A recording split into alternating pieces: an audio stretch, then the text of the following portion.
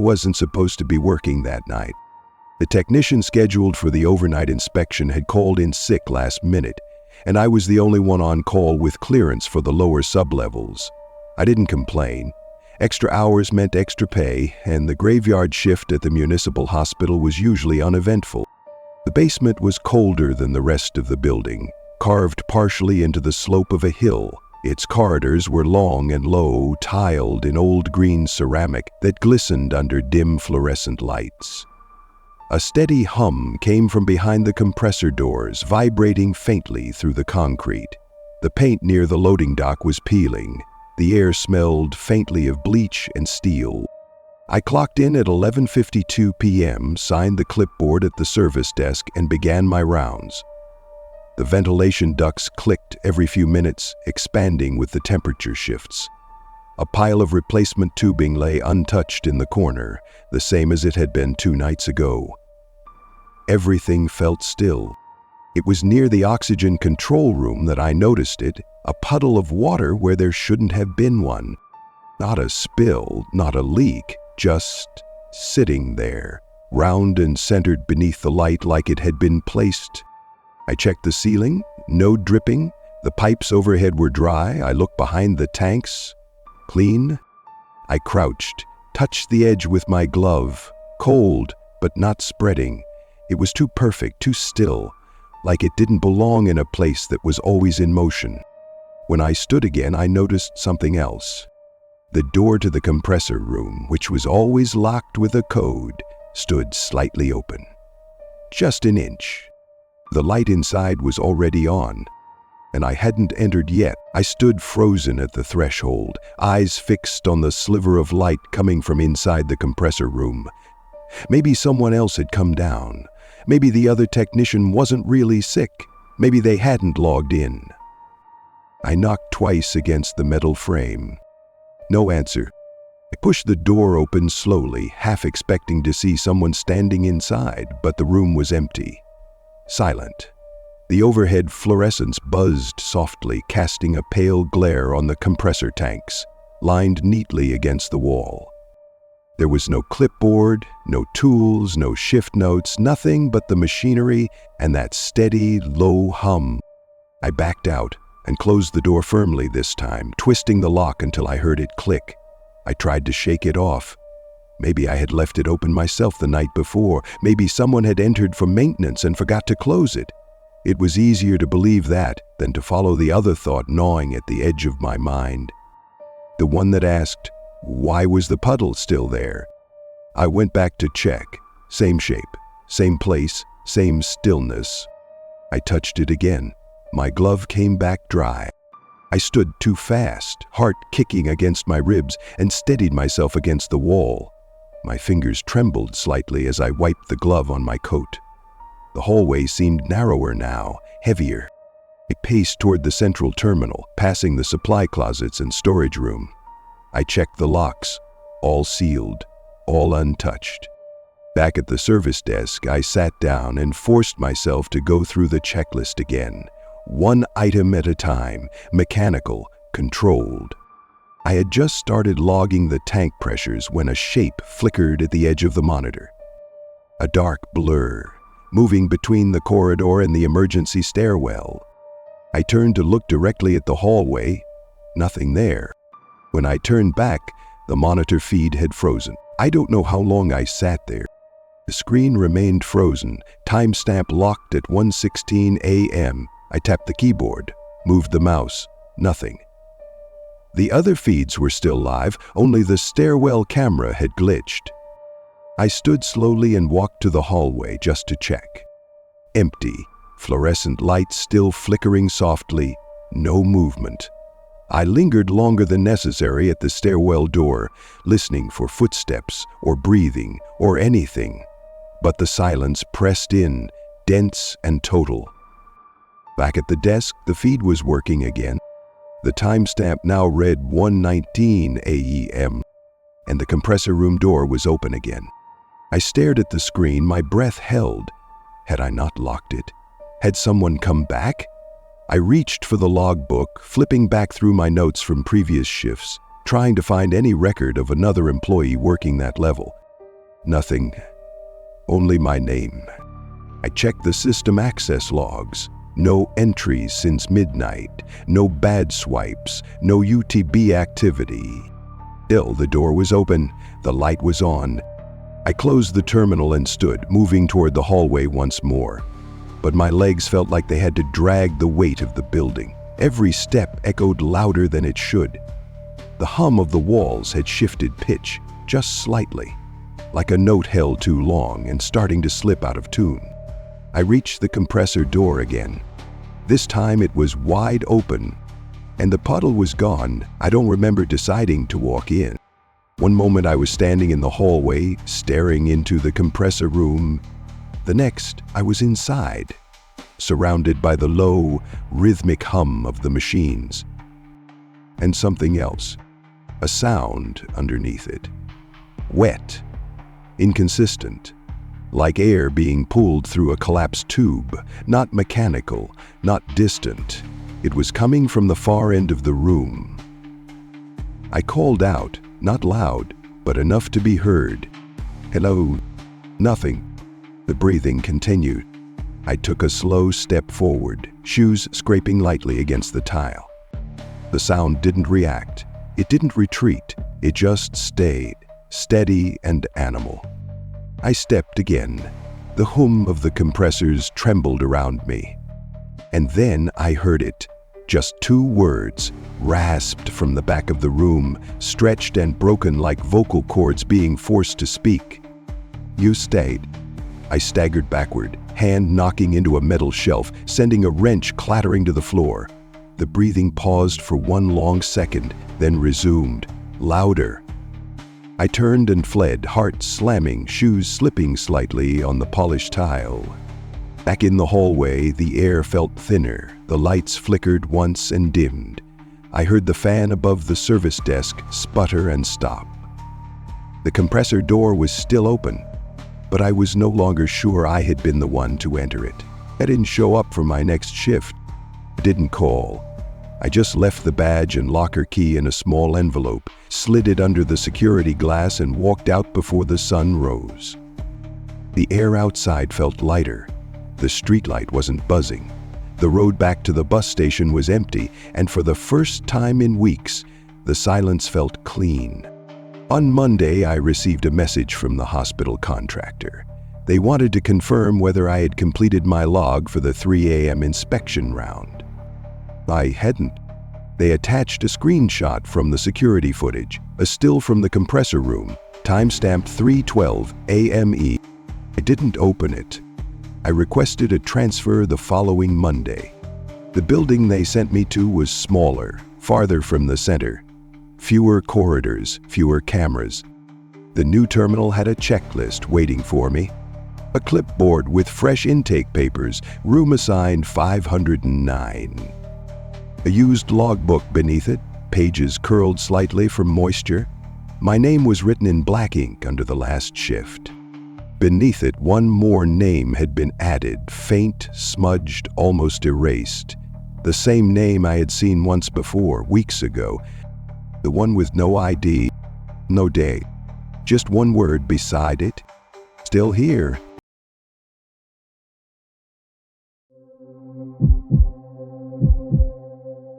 I wasn't supposed to use that laundry. The main hospital laundromat was closed for maintenance, and the night supervisor told me to take the intern uniforms to the older unit near the delivery ramp. I didn't argue. I just wanted to get through the shift. The building behind the emergency wing looked more like a warehouse than part of the hospital. Long, windowless, with rust-colored stains running from the roof to the sidewalk. A chain-link fence bordered the lot, sagging in places like it had given up standing long ago. It was past 2 a.m. when I walked over, pushing the bin on squeaky wheels. The wheels jammed every few feet, making the trip feel longer than it should have. Behind me, the corridors of the main building still buzzed with fluorescent light and motion. Ahead, the laundry wing sat in shadow, quiet and disconnected. I opened the side door with my badge and stepped into warm, humid air. The smell hit me immediately. Steam, detergent, and something older like towels that had been left damp too long. The light inside flickered once, then steadied. And that's when I noticed it. One of the industrial dryers was already running. I froze. The drum turned slowly, softly, as if just loaded. I waited for someone to appear. A staff member, a cleaner, anyone. But the building was silent. I checked the whiteboard on the wall. There were no initials, no active shift logs, just a note written in red ink, underlined twice. Use main building only out of service, and still the driver spun. I stood at the edge of the laundry room, staring at the dryer. Maybe someone had left it running earlier and forgotten to turn it off. Maybe the note was outdated. Maybe the whole building wasn't as unused as it looked, but it didn't feel right. I stepped closer, the sound growing more distinct, a slow, wet thump every time the drum completed a rotation. Not the usual hum of machines. It was heavier, like something shifting inside. I called out, my voice low but firm. "Is anyone here?" "Sir." I glanced around the room. Old machines stacked in the corner, cabinets with peeling labels, a maintenance chart from 2021 still tacked to the wall. The rest of the place was silent, except for that steady, muffled rotation. I walked over to the bin I had pushed in earlier and began unloading uniforms, trying to focus on the task. One shirt, two pants, folded, stacked. But my eyes kept drifting back to the dryer. Once I thought I saw something behind the glass, just a flicker, like a darker shape mixed in with the clothes. But when I turned fully, the glass showed only soft movement and reflection. I told myself it was shadows, loose fabric, an illusion of motion.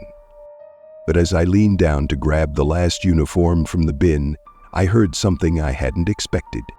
A soft knock from inside the machine. I didn't move at first. The sound had been faint, small enough that I could have dismissed it as a trick of the motor, but it hadn't come from the walls or the floor. It came from the machine. I stood up slowly, eyes locked on the spinning drum. The knock didn't repeat. The wet rhythm of the tumbling continued, uninterrupted.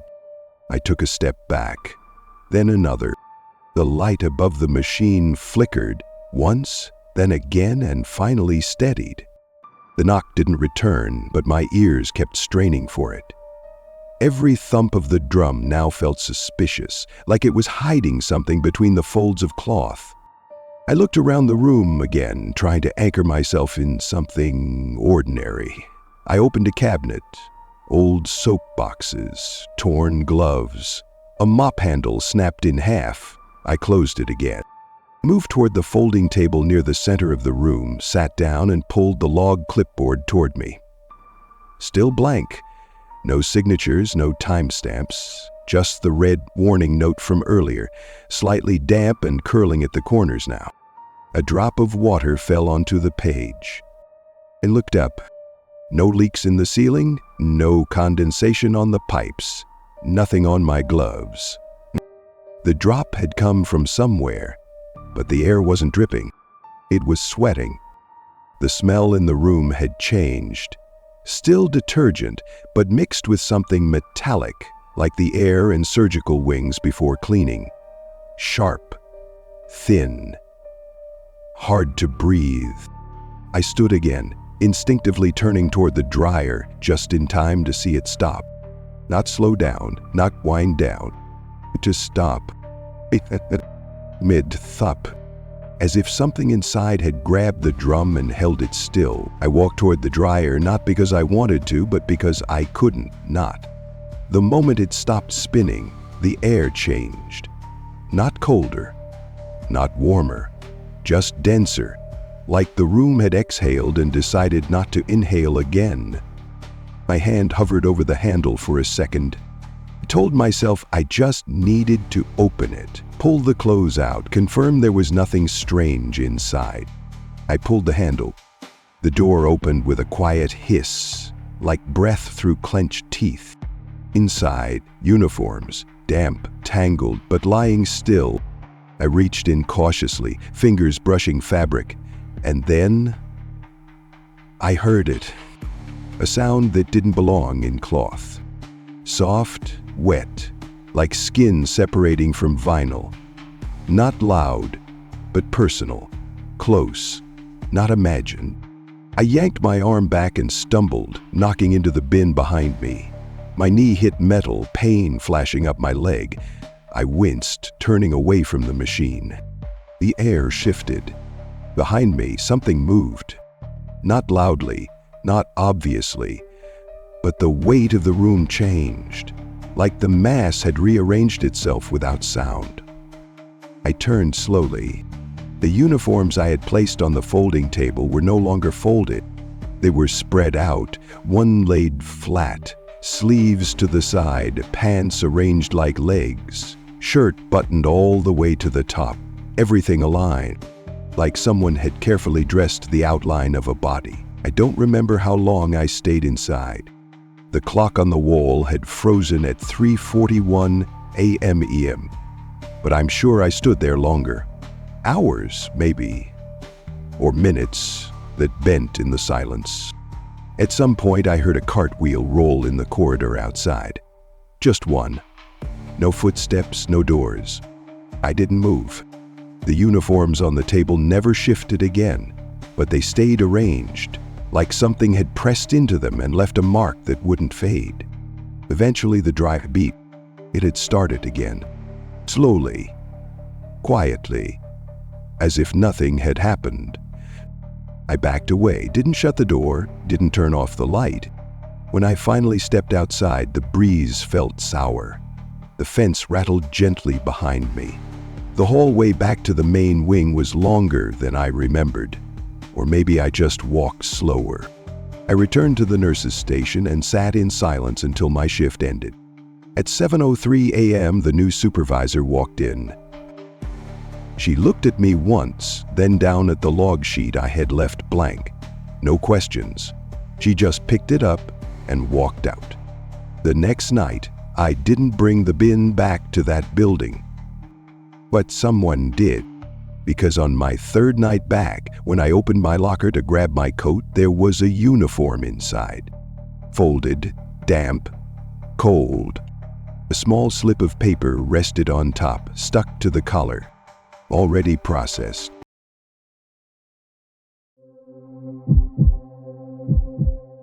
I wasn't supposed to be alone that night. The full-time archivist had called out sick, and the admin on duty assumed someone else would cover. They didn't.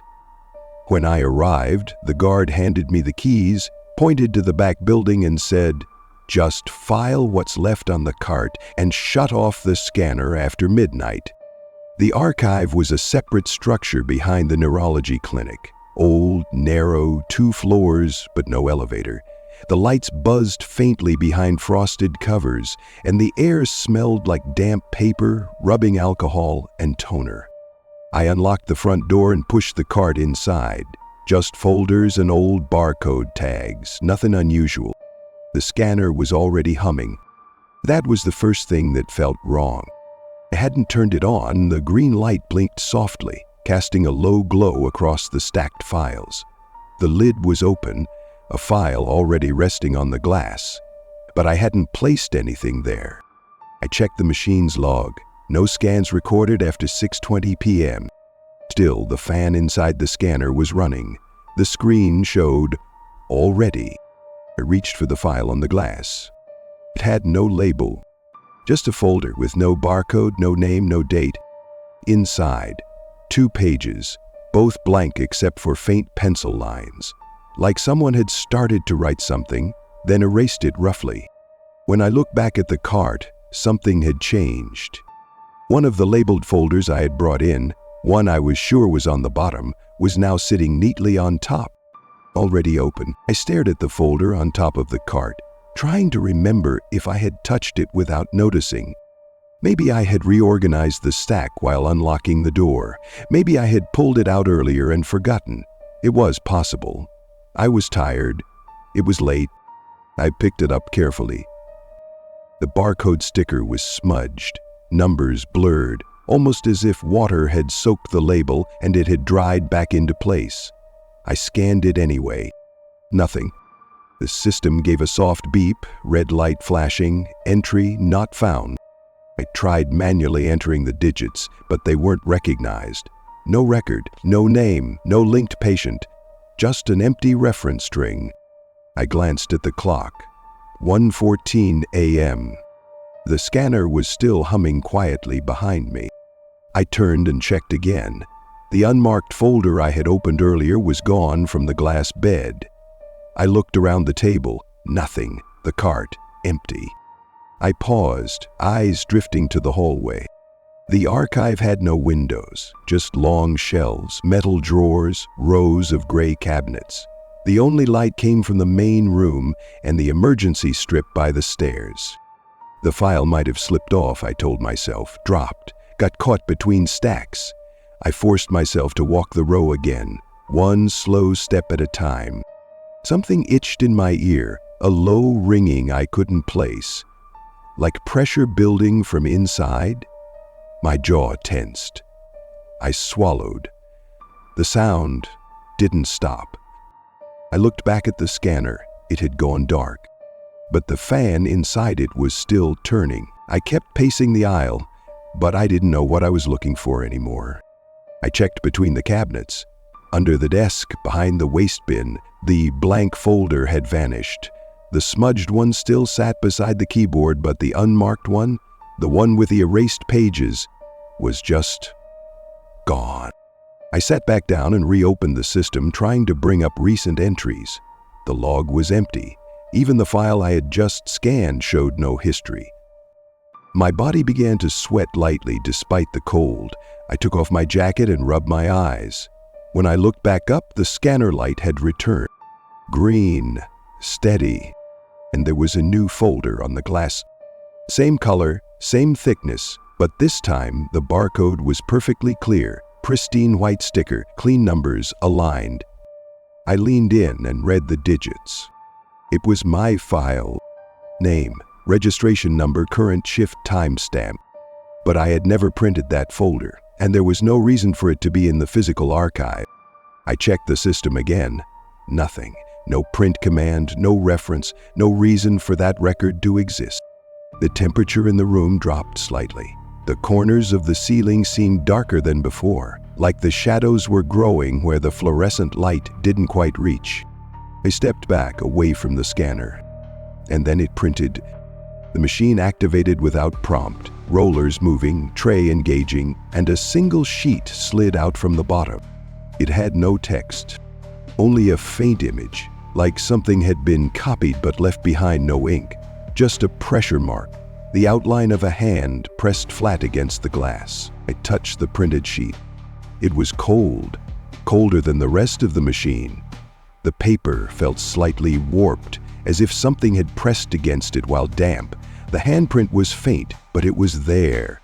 Not flat like someone resting gently, pressed.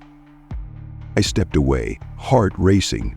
My own hands trembled as I tried to steady them on the table.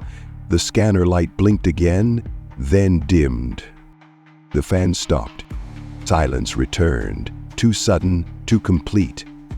I looked around the room, searching for anything to ground me. I grabbed a folder from the nearest drawer and flipped it open. It was empty. No patient history, no attachments. Just a folder with my name written in pencil on the inside cover. I hadn't done that. I closed it quickly and turned toward the door, but something stopped me, a feeling, almost like resistance in the air, as if the room itself had become heavier and movement was no longer free. Then I heard it, a sound I couldn't place. Not breathing, not metal. It was close to chewing, wet, rhythmic. I looked back toward the main desk. One of the lower drawers had opened slightly. I stepped closer, hand hovering over the handle. I knelt, eyes just above the edge, and slowly pulled. Inside, nothing. Just a single paper tag, like the kind used for temporary ID cards. It had no name, Only a handwritten number. My badge number. After that, time stopped making sense. The light stayed on, but I couldn't tell if the sun had started to rise. The emergency strip by the stairs blinked once, then stayed red. I remember sitting back down at the terminal and staring at the screen without reading a word. Somewhere near the back shelves, I heard a drawer close. Slow. Soft. Definite. I didn't move. The hum of the building had faded. It no longer sounded like a hospital, more like insulation absorbing all sound and letting none of it come back. Eventually, I stood and made my way to the cabinet with my badge file. It was labeled 2236. I opened the drawer. Inside, my folder. Filed alphabetically, placed correctly, already logged. I hadn't done that. The folder was slightly damp around the edges, as if it had been handled with wet fingers. I pulled it out and flipped it open. First page, my name. Second page, a timestamp for that night. Third page, blank. A note was clipped to it, handwritten, short. Last scan complete. When I turned to leave, the scanner was running again. But there was nothing on the glass. And I didn't remember hearing it turn back on.